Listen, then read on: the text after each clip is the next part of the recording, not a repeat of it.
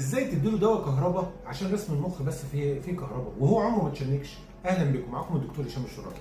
طفل عمره ما اتشنج، عملنا رسم مخ لقينا الطفل في رسم المخ عنده كهرباء، ممنوع اديله دواء كهرباء. ازاي يا دكتور؟ ما رسم المخ قال، رسم المخ قال بس العرض ما جاش، فممنوع ادي دواء كهرباء وابنك ربنا ساترها معاه وما اتشنجش. حتى لو رسم المخ في اي دوله في العالم انت عملته وطلع ايجابي، ممنوع طالما ما فيش تشنجات. لسه عندي حاله ماشيه من المانيا، الحاله ديت بتتابع مع دكتور عربي، الدكتور عمل رسم مخ، طلع الطفل عنده كهرباء في المخ. والكلام ده لاي طفل توحد، اي طفل تاخر في الكلام، اي طفل تاخر بيه، ايا كان الحاله.